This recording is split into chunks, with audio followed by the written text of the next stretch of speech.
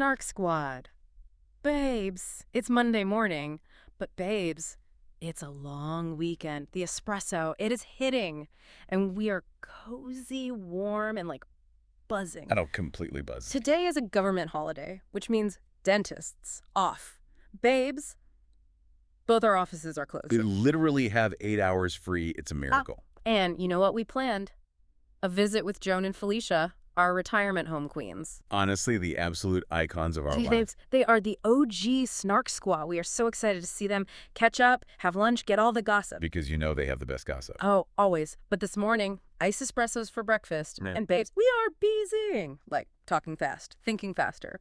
Fully caffeinated chaos. I am practically vibrating right now. Same. But, okay, we need to discuss something serious before we get into the mess. Making your bed? Do you do it? Absolutely. Unequivocally, absolutely not. I mean, I literally refuse to participate in this societal scam. Wait, my jaw is actually on the floor. Yes, every single morning it is absolutely non-negotiable for me. What is the point? Because, okay, I cannot even begin to explain the visceral panic that sets in if I leave my house and the sheets are just tangled. A chaotic room equals a chaotic mind. Making my bed is the only thread holding my sanity together on a daily basis. You are being so dramatic right now. I'm not. If the duvet is smooth, I can, conquer the world. If the pillows are fluffed, I won't have a full-blown mental breakdown before noon. It is emotional regulation. How are you functioning in that environment? I'm functioning with the clarity of applied mathematics, my friend. Let's do a logical breakdown of this delusion you're selling. Illusion. Yes. You spend, 5 minutes meticulously smoothing out cotton fibers, aligning decorative pillows that serve zero functional purpose. They look nice. Chopping the tops of them like a karate instructor, just so you can look at it for 10 seconds before you walk out the door. And then what? Then I come home to a peaceful oasis. You come back and literally destroy it again in 15 hours. It is the definition of futility. It's Sisyphus pushing the boulder up the hill, except the boulder is like a linen duvet cover from West Elm. What is the point? You are losing over 30 hours of your life annually to a mattress. The point is respect. Respect for yourself, respect for the sanctuary of sleep. You are living like a feral raccoon in a dumpster. A very efficient raccoon, thank you. I cannot even picture your bedroom right now without my chest getting tight. You are telling me you just roll out of a nest of blankets and leave it there, like a bear waking up from hibernation. It is deeply emotionally upsetting to me. You are a feral raccoon. I mean, a fully rested, highly efficient feral raccoon who has 5 extra minutes every morning to scroll Twitter, drink iced espresso, and, judge people who are making poor life choices. Oh, my God. Which, honestly, is exactly what we are here to do. Yeah. Because while my bed might be a strategic, mathematically efficient mess, it is absolutely nothing compared to the garbage fire mess that is currently burning down reality TV land right now. You are so right about that. I am looking at the rundown for today's morning gossip catch-up, and the literal flames are reaching the sky. The pivot from Sisyphus to Bravo is why we are besties. You are so right. The mess we have to cover today makes your unmade bed look like a 5-star hotel suite at the Four Seasons. Thank you. Snark Squad, if you are listening in your car, at your desk, or hiding from your family on this long weekend, grab your iced espresso. Squeeze the condensation off the cup.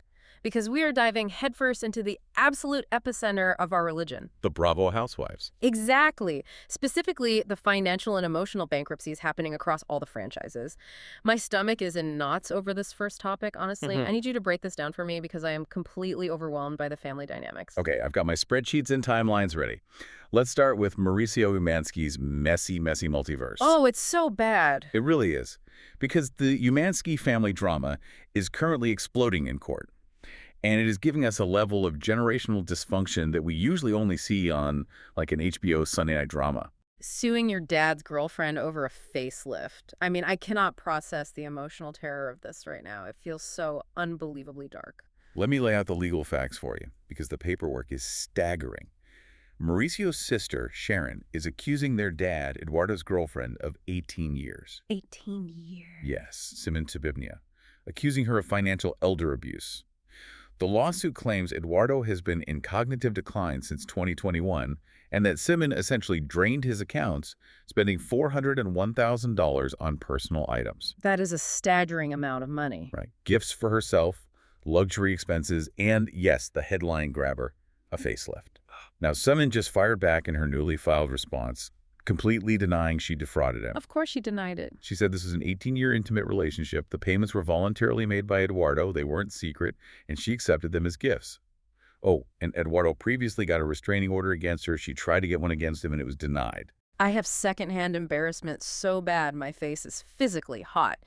You are suing your dad's partner of almost 2 decades because she got a little nip and tuck. That's the claim. I mean, if someone has been dealing with your family's chaos for 18 years, buy them the facelift, pay for the recovery retreat, send them flowers. I mean, logically. But seriously, it's the emotional toll of it all that gets me. I'm thinking about the holidays. I'm thinking about the dinners. Your family is imploding. Your dad is in court with failing health. There are restraining orders flying back and forth. It's a complete disaster. And where is Mauricio? Is he at home emotionally supporting his sister? Is he acting as a mediator for his elderly father? No.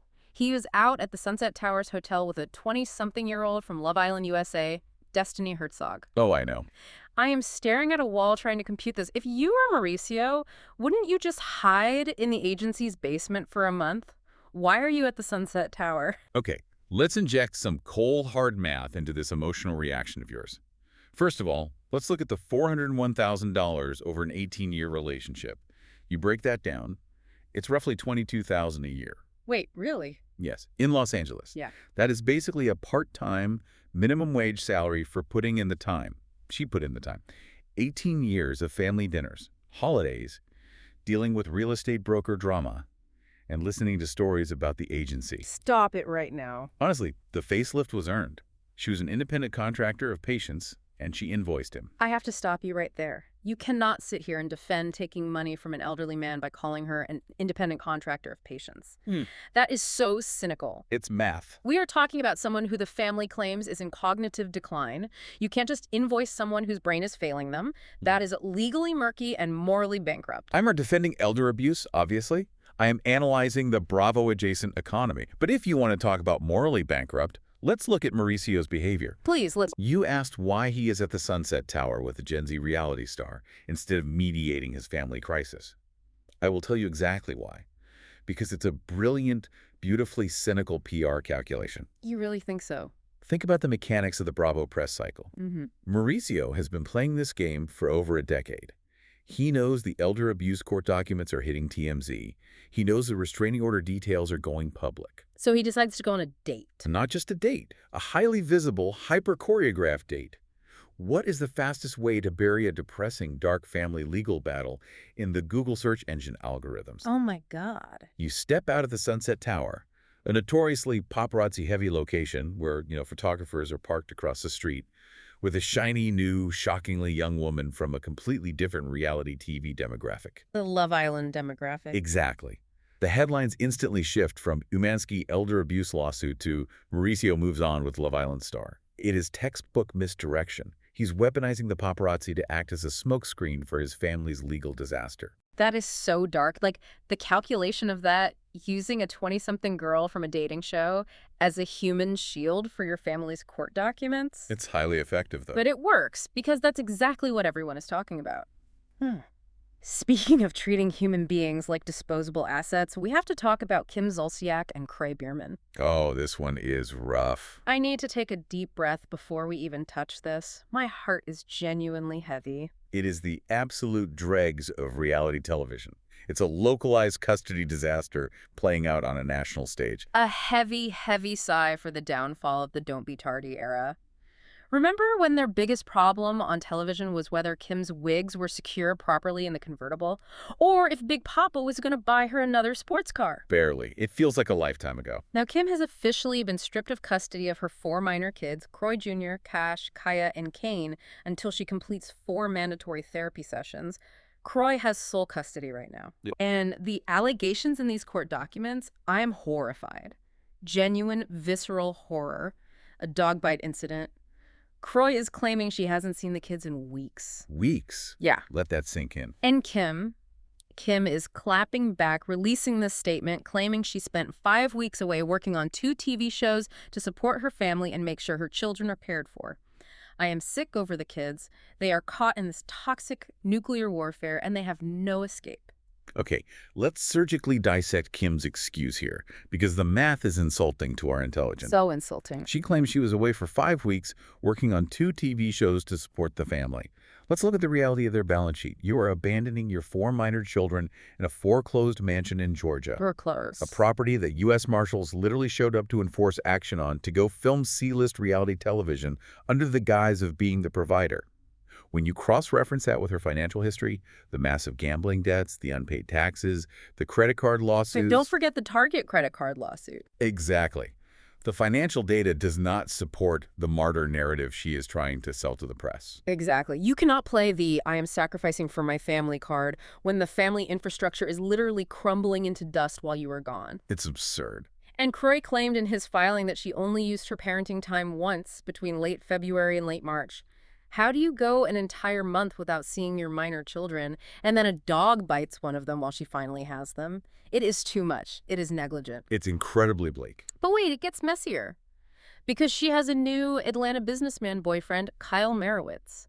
And what does Croy do? This is the part that is just sociologically fascinating to me. Croy actually took the time to track down and text the estranged wife of Kim's new boyfriend to warn her that Kim was going to financially drain him. He reached out to the ex-wife. Yes. Croy is out here acting like the neighborhood watch captain of toxicity.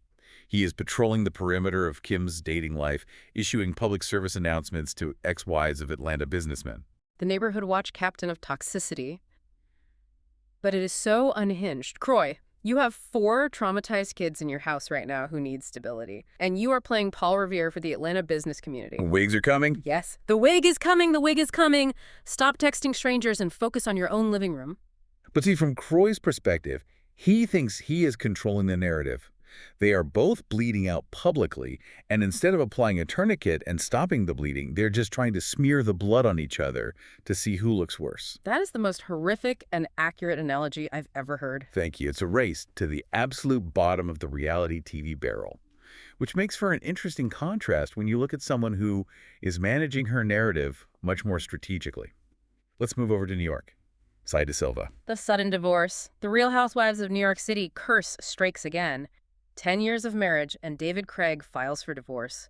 Right now, in the middle of everything. Here is the analytical breakdown of this timing, because it is pristine. It is a masterclass in reality TV logistics. I need you to explain this because I am lost. Let's look at the subject. David Craig was notoriously private. The man practically blurred his own face when he walked into a room. He was barely on the show last season. He barely spoke. He looked incredibly uncomfortable any time the red light on the camera went on. He really did. He looked like he wanted to jump out a window. Now, suddenly, he files for divorce right in the exact middle of filming the new season of RHONY.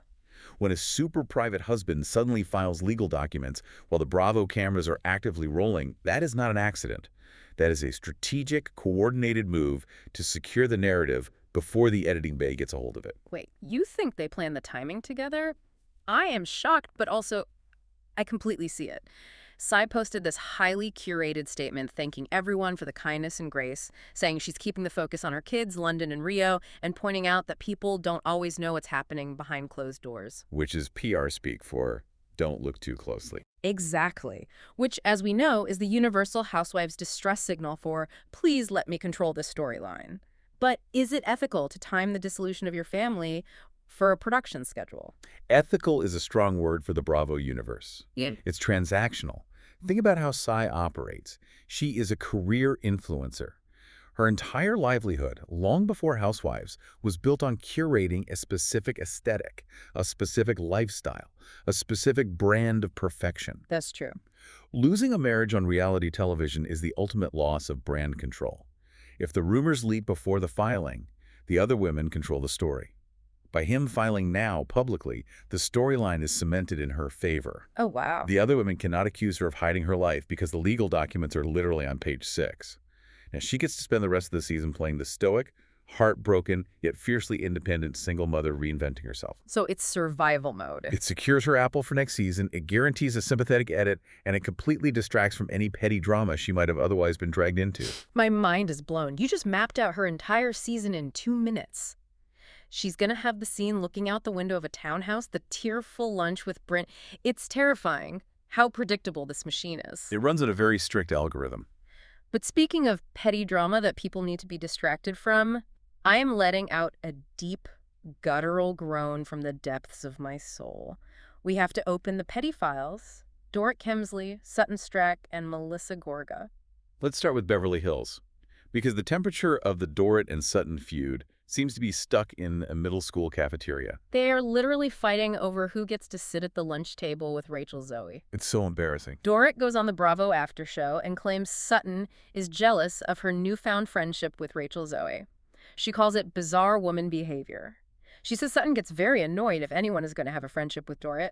Bizarre woman behavior. Yes. And then Amanda Francis chimes in online, basically saying Dorrit is paranoid and always just decides everyone is bad-mouthing her. It is so exhausting. You are grown women traveling in Italy wearing couture, and you are fighting over who is best friends with a celebrity stylist from 2008. It's Arrested Development. But it's also a necessary survival tactic for relevance when you don't have a compelling personal storyline.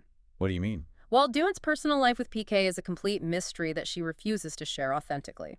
Sutton is wealthy and eccentric, but she needs a foil.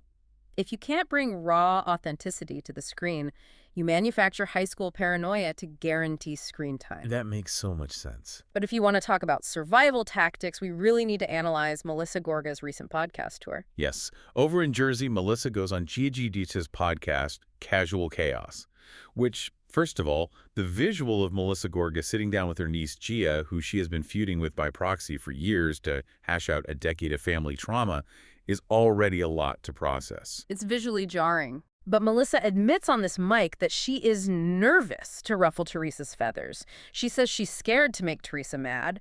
And then they actually brought up the old Kim D Strippergate drama from season 4. Okay, let's pause and break down Melissa's appearance here, because this is a highly calculated, desperate move.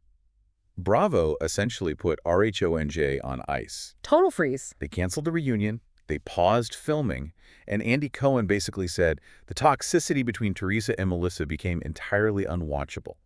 The network does not want another dark, miserable, divided couch season. Nobody wants that. Exactly. And Melissa knows this. Her primary source of income and relevance depends on this show moving forward. And she knows Teresa is the anchor. So what does she do? She goes on Teresa's daughter's podcast and plays the role of the terrified peacemaker. Right. She is publicly demonstrating to Bravo executives, look at me, I am trying to bridge the gap. I am acknowledging Teresa's power. I am waving the white flag. It is a masterclass in securing your check by pretending to be submissive. It is so transparent. She is tiptoeing around the Gorgon. Please don't turn me to stone. I need this Bravo check. Exactly. And bringing up Strippergate. For our listeners who might not remember the ancient text, Strippergate was when Kim D set Melissa up at the Posh Fashion Show to make it look like she used to be a stripper, and Teresa was allegedly in on it. A historic moment in television. Melissa actually gives Teresa an out on the podcast. She blames Kim D entirely and says Teresa just gets herself into situations without realizing how it looks. She is absolving Teresa of a decade-old crime just to get back on television. Yep, she is completely rewriting the historical record of the show to appease the network gods. It's fascinating. It is wild to see them all scrambling to keep the show alive. But you know what? Housewives fighting over friends, faking Peacemaker podcast appearances, and staging paparazzi walks is almost comforting compared to what is happening with the men on this network right now. The transition we've been waiting for. We are moving away from the Housewives PR machine, and we are entering the feck boy epidemic. The cross-franchise contagion. This is where the behavioral analysis gets truly grim. I am talking about the West Wilson DM tour. I am so angry I could throw my iced espresso against the wall. I need justice for C.R. Miller. The audacity of this man is causing a misfire in my brain. Calm down and lay out the evidence for the jury. Okay, let's look at the timeline. On Summer House, we saw West and Amanda Batula confirm they had feelings for each other, which was already shocking because Amanda is married to Kyle, even though they are separated. A messy dynamic to begin with. Right. Then we saw Ciara uncover the video of West and Amanda being intimate. We saw West play the absolute golden retriever boyfriend with Ciara all last season, the goofy, sports-loving, snack-eating nice guy. The oldest trick in the book. But now, he is being exposed across the entire Bravo universe. Mia Ilario and Molly Moore from Southern Hospitality just revealed in a resurfaced interview that West slid into both of their DMs. Both of them. Incredible. He took Mia on a date in September in New York at Ficuzzi in the West Village. He had a whole crew of girls around him, and he left with a totally different tattooed girl. Bold move. And if that wasn't enough, Jesse Solomon was overheard in New York City ranting loudly about Amanda sleeping over at West's house.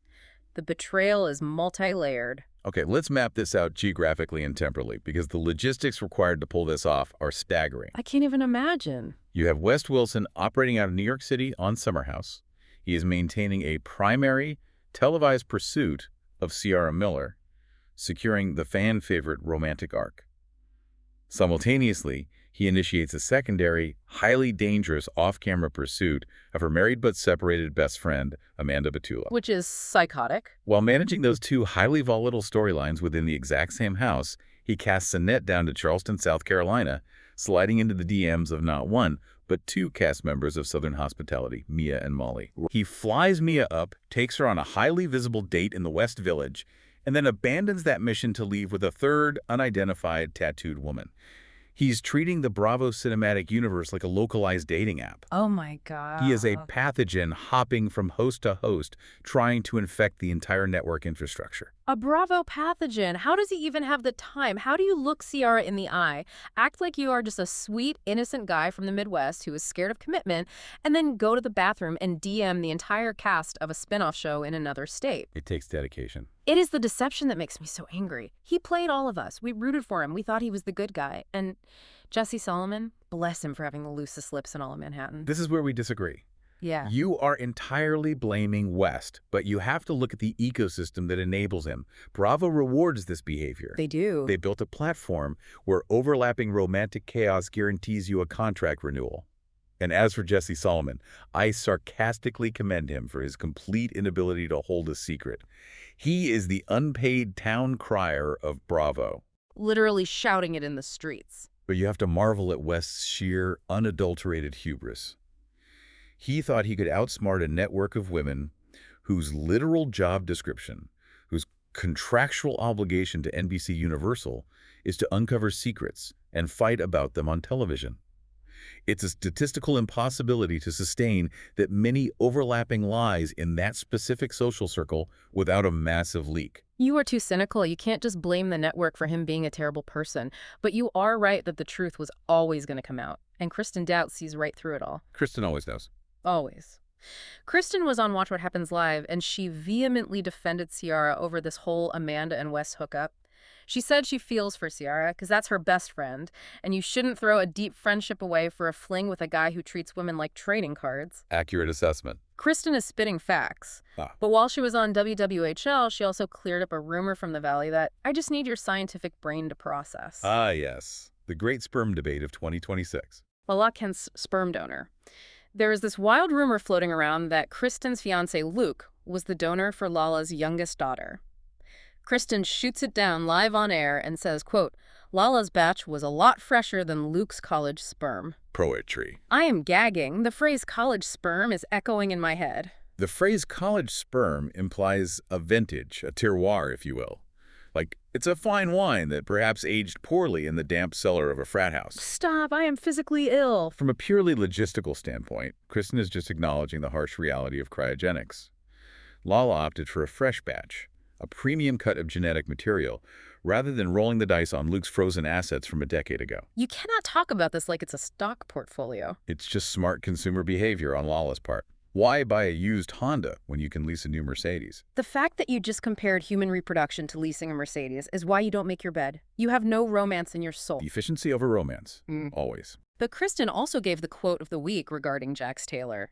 She admitted that Jax being gone from the Valley is a breath of fresh air because, she says, he just commands a conversation, he talks over everyone, and now they all get to actually breathe and converse and live their lives. I have to applaud Kristen here for accurately identifying the exact psychological profile of Jax Taylor. He is essentially an energy vampire. 100%. He enters a room, and the atmospheric pressure actually changes. He sucks the oxygen out of the space with his constant need for conflict, his compulsive lying, and those erratic veins popping out of his forehead. Removing him from the cast ecosystem doesn't just lower the volume, it allows the other organisms to finally thrive and photosynthesize on their own.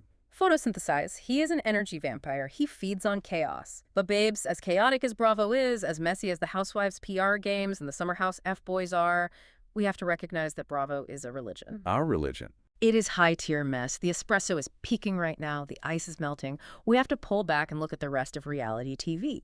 Because while Bravo is a religion, these other shows are active crime scenes.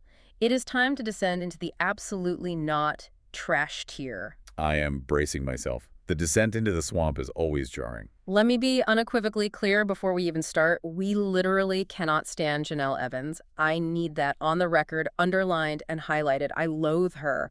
I want nothing good for her. It is an established, peer-reviewed fact on this show.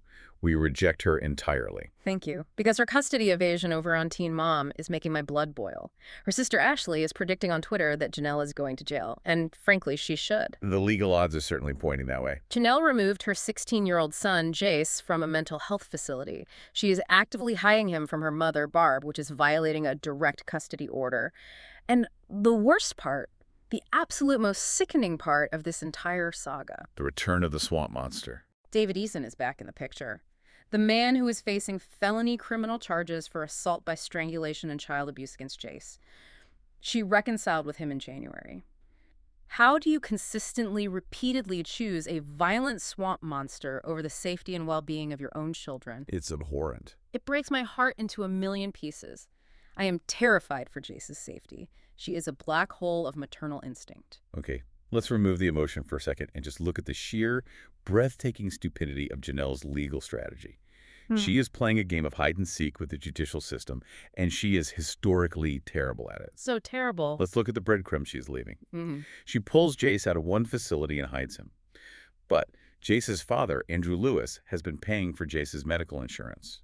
He set up a GoFundMe to help pay the exorbitant medical bills. Which is so sad. If Andrew's insurance is paying for Jace's current treatment, his medication, or any new facility Janelle put him in, that leaves an electronic billing trail.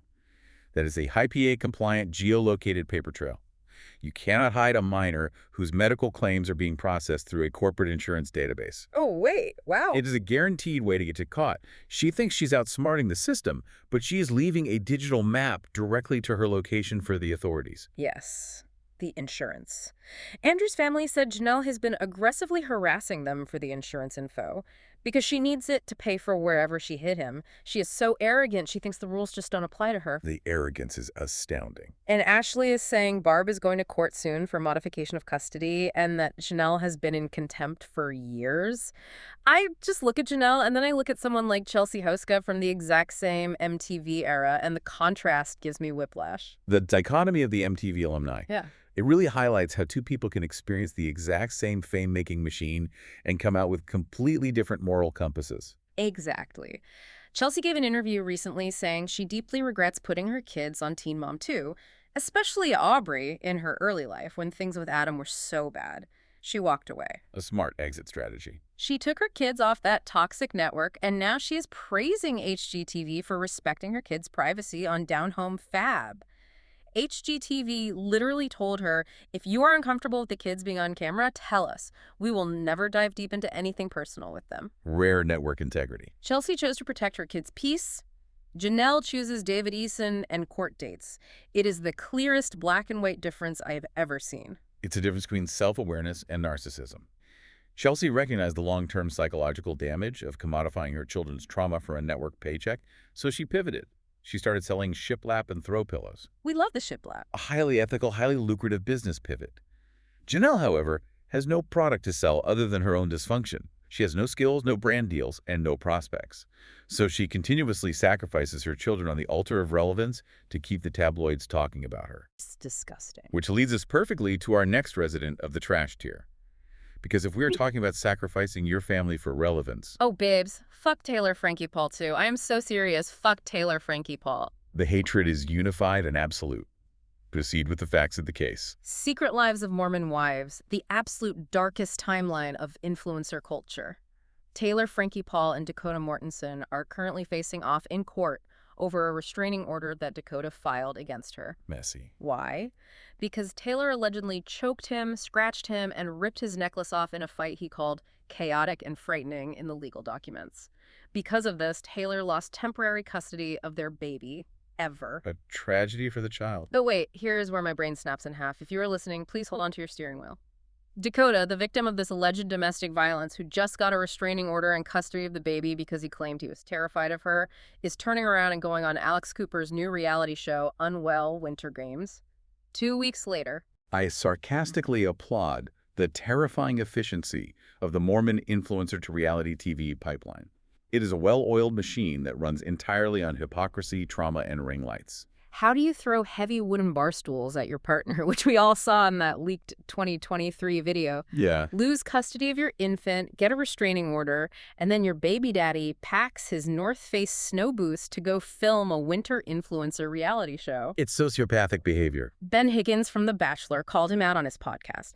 Ben said it feels incredibly hypocritical for Taylor to get her potential Bachelorette season canceled over this violent mess, while Dakota gets to go on a brand new, highly promoted show 2 weeks later without any questions asked. Ben is not wrong. Ben says Dakota is just as dirty and clout-chasing as Taylor. And for once in my life, I agree with Ben Higgins. I am sick over the toxicity of these two people being legally responsible for a human infant. Ben Higgins is accurately assessing the marketplace of modern reality TV. Dakota is not a victim seeking peace. He is a shrewd operator. Dakota realized that his relationship with Taylor was a rapidly depreciating asset. Exactly. The brand deals were going to dry up. The public favor was shifting. So he immediately leveraged his victimhood status into a solo reality TV contract before the news cycle moved on and left him behind. They are both operating in a complete moral vacuum where the only currency is engagement. So true. It doesn't matter to them if the engagement is a domestic violence arrest record or a brand deal for teeth whitener, as long as the cameras are rolling and the follower count goes up. They are a perfectly matched set of opportunistic nightmares. A perfectly matched set of opportunistic nightmares. That should be the title of their biography. It is so grim.